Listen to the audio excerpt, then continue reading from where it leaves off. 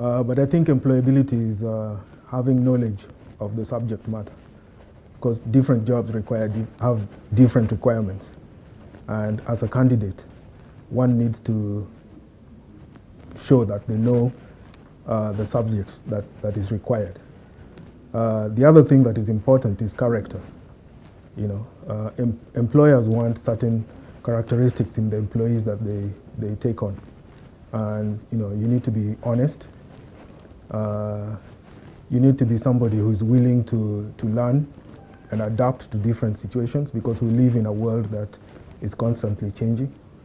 You need to be somebody who's willing to think out of the box.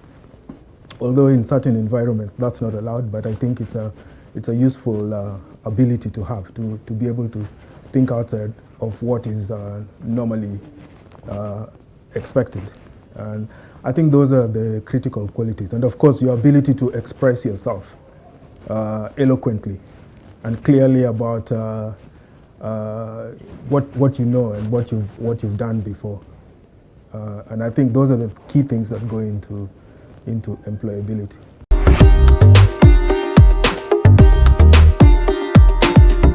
It's not so cut and dry. There are not enough jobs. It's not that the jobs are not there, but there are not enough jobs to cover the volume of people that are getting into the job market every year. There's a huge population. Nigeria has a young population, and many youth are getting into the job market every year, and there are not enough jobs to absorb them. So that's one thing.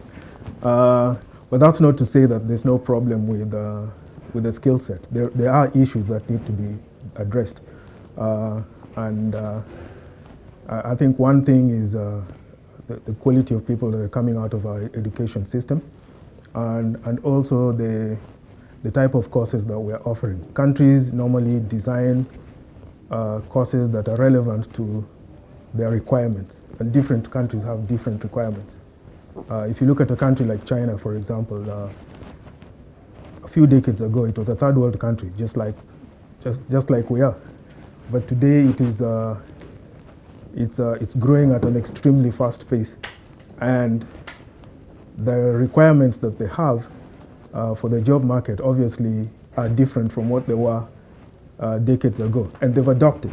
They've adopted. Countries like India have also adopted. And that's why there are people, you find them being taken in the IT industry, for example. In the US there are a lot of Indians. And so countries need to design the courses that are relevant to the needs of the country at any particular point in time.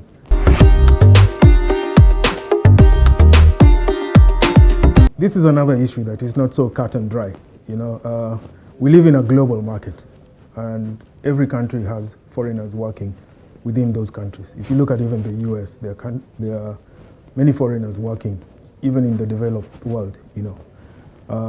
And even in secluded countries like North Korea, there are foreigners working there. So we live in a global market, and there'll always be foreigners working. And I think that's a good thing, because they bring in different cultures, different ways of work, different skill sets that come into the country.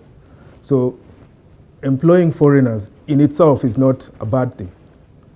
But having said that, that is not to say that, again, there are no issues with local skill sets. Like I said, I haven't given up on the Nigerian youth, but I think there are areas that could be improved. There are good people in this country, but what we lack is probably the preparation of the youth to be able to enter the job market. And like I said, we need to design our courses to be relevant to the country, but we also need to mentor people more. Companies like USC used to have a management program, which they built for themselves, but it was also open to other companies to send people there, so that they could be groomed in certain areas, especially in management. I think such initiatives need to be encouraged, so that those who are up and coming have a place where they can go and learn the basics of how to participate in the job market. And so it's really not the fault of the youth as such. I think it's more of the preparation of the youth to be able to get into the job market.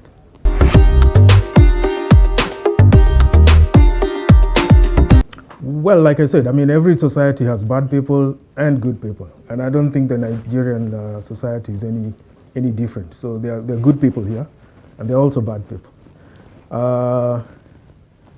Dedication to work. Nigerians are quite hardworking. They are very industrious, and that has been exemplified in many aspects of Nigerian society. So it's not the lack of interest. I think, like I said, it's more of a lack of preparation. You have a huge volume of young people getting into the job market. Nobody has really spoken to them about work.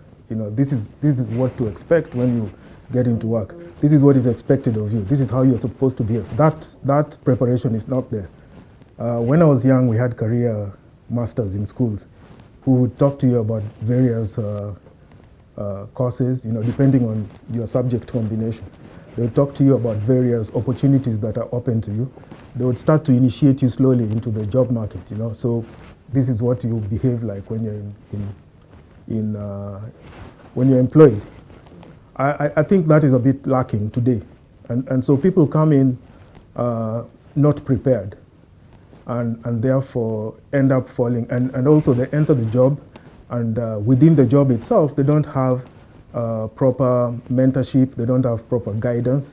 And that then leads people to just, you know, try and survive and do whatever they think is good. And that sometimes is not the best. And that's why I think we need to go back to grooming people and having those programs that I talked about. Some of the big companies that can afford it, Unilever used to have a management trainee program. I talked of UAC. And I think there are quite a few others that are doing that. And those help, because within those courses, then people learn not just aspects of management, but they also learn the human side of it, how to interact with people and how to manage people. I think it goes back to what I said, preparation for youth to enter the job market. What has happened, and this is not only in Nigeria, over the last few decades, is that there's been so much emphasis placed on degrees. So everybody wants to become a degree holder. And this middle cadre has been left. So your artisans, the kind of people that you talked about, the youth are kind of looking down upon those jobs. And therefore, they are not prepared for the jobs. And when they try to do them, obviously, they don't have the same level of skill like a person who went into that job accepting that, look, this is what I'm going to do, and I'm going to do it to the best of my ability. So you can't compare the two people. And I think, and it's part of what I talked about, we need to address that issue. Not everybody can go to university. And not everybody who does not go to university is bad or a failure, or, you know, that's not what it should be. All over the world, there are people who never went to university but have been quite successful in the spheres that they've chosen to work. And I think we need to bring back the middle cadre of skill set back there. And I think that's where the problem is. We don't have welders, you know, bricklayers, that type of people. We don't focus on those types of jobs, but there is a need for those jobs. So we need to train people in proper setups, you know, like polytechnics and colleges, where they can actually learn these trades and learn them well. And when they come out, they find jobs that will be paying for them. And there's so much construction going in. If you are a specialist in any of those trades today, you wouldn't lack a job. You'll find a job and you'll probably be very well paid, depending on your skills level. So I don't think it's more of trust or the fact that Nigerians are not trustworthy. It's just that we don't have enough people who are skilled in those jobs. And of course, the few who are not skilled then try to step in, and they don't live up to the expectation of the clients. Yeah.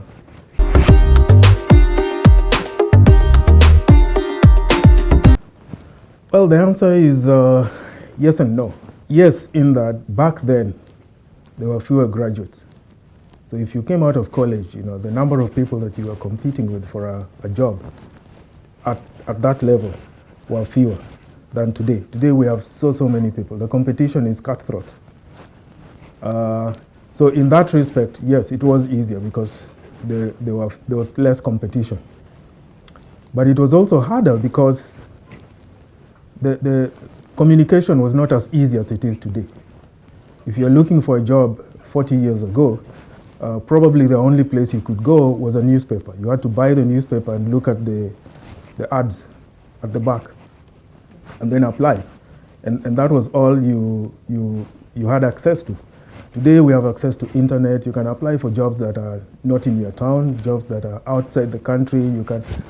Communication has improved so much. So what's available to the youth today is so much more than what people had 40 years ago.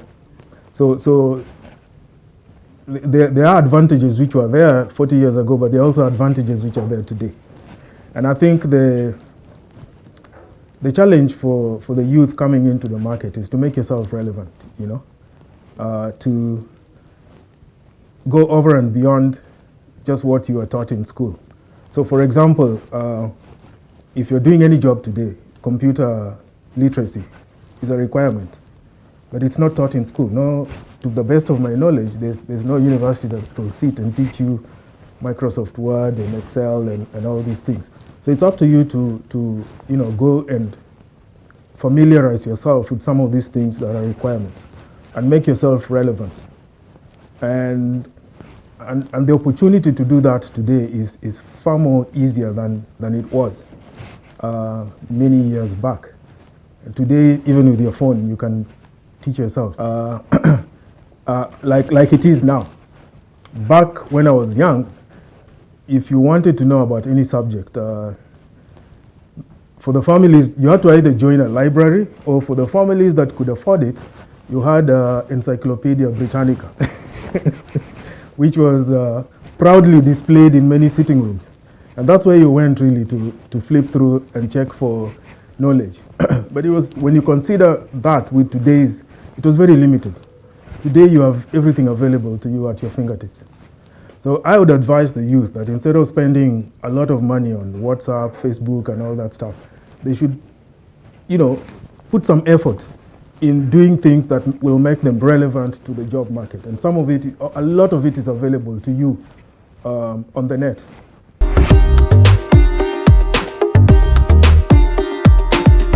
Going for further education is a good thing, but I would advise anybody with a first degree before they go for a master's to really think about it and know why they're doing it, and it needs to be in a field that you like and that you enjoy, and that therefore when you do it to that extra level then puts you at a better stage. But going for a master's simply to be employable, I don't think is advisable, because at the end of the day, the employer will take you for what he wants. If I'm employing and the job that I'm employing for requires just a first degree, even if I employ you and you have a master's, you are probably not going to be rewarded for the extra knowledge that you have. You'll be based on your first degree. And that then brings the question, why did I go and do this extra work? So I think one needs to really decide. And sometimes it's better to get into the job market and work for it a little while, maybe a year or two, before you really decide where it is you want to go. Because that initial period, when you still have no responsibilities, hopefully, it really helps you to form your opinion of which area you want to be in. When we go to school, we have a lot of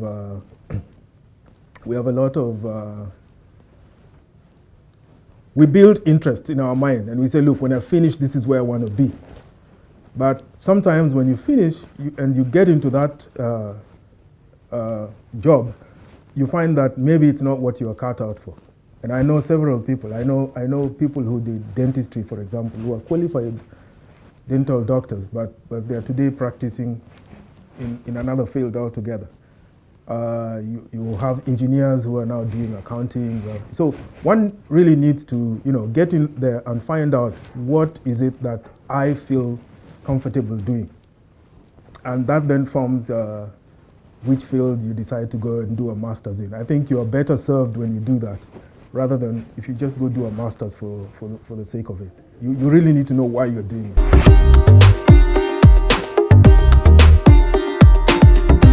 Obviously, if you come from a well-to-do, well-connected family, your opportunities are slightly increased.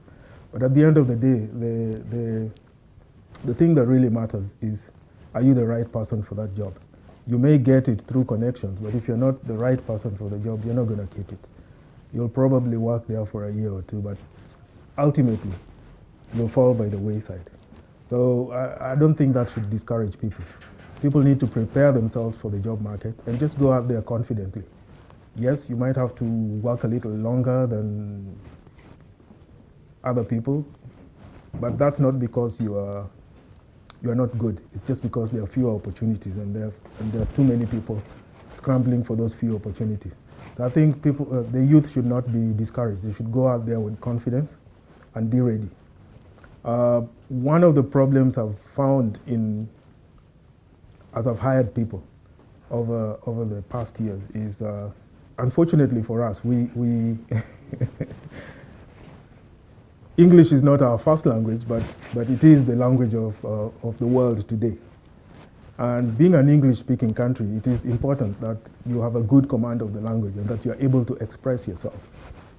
A lot of the youth today that are getting into the job market are not able to express themselves, and in so doing, they are not able to then communicate the values that they have. So somebody may be actually quite good, but because he's not bringing out those qualities in an eloquent and clear manner, you then don't get to know it, and they're thrown out by the wayside. And I think these are the elements that the youth need to focus on and improve.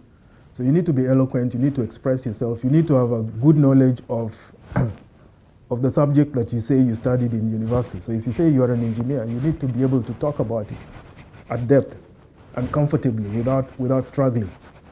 And these are some of the things that need to be addressed. I think our systems are so geared towards passing an exam and having that paper rather than having a deep knowledge of the subject matter.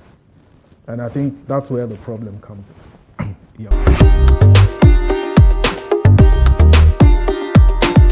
It's both. Like I said, we are producing such a huge volume of young people into the job market, but at the same time, we don't have enough jobs to absorb them.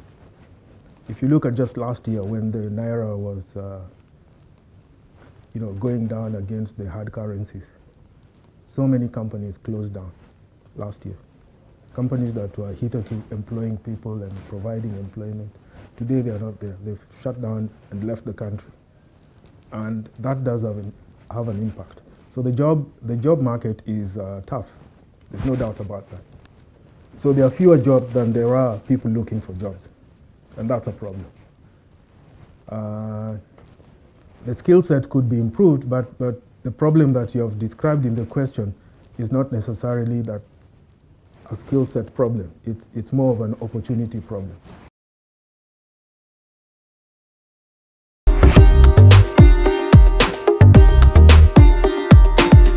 Well, like I said, I haven't given up on the Nigerian youth. I don't think there's no society that's completely bad as such, and no society is completely good.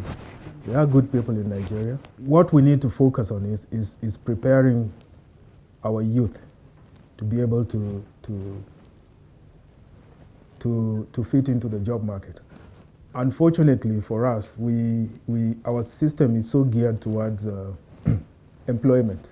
So you finish school and you expect to get a job somewhere where you're employed. We don't encourage so much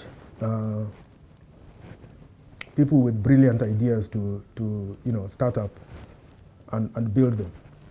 If you look at the Western world, although they are not perfect, but if you look at a man like Bill Gates, he never even finished his college. I mean, He was working on Microsoft, and before he could finish university, the thing was already happening, and he dropped out to focus on it. Same with Steve Jobs. If you look at Mark Zuckerberg, for example, young man, started Facebook, and today it's a huge company.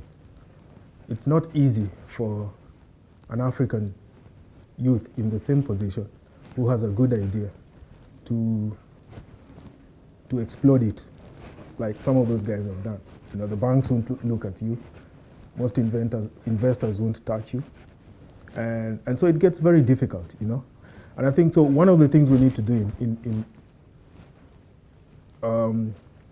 apart from just increasing the job opportunities is also to encourage people who have brilliant ideas to be able to you know, incubate those ideas and turn them into viable business opportunities. And so we need incubation or incubators where people can come in. They don't have money, they just have a good idea, but they have people who can nurture them and who believe in them and who can then push them into the next level. And I think that's very important, because then we'll create some Zuckerbergs and Bill Gates, and we have them. It's not that we don't have them. We have them. It's just that we've not given them a chance. And I think in this changing world, we need to move away from purely employment-based jobs to be able to absorb our youth. We need to be able to encourage people also to think outside the box and be able to create their own business ideas. But we need to enable them. Otherwise, it's not going to happen. It's quite difficult. Yeah. BridgeGap Consults, revamping the workforce.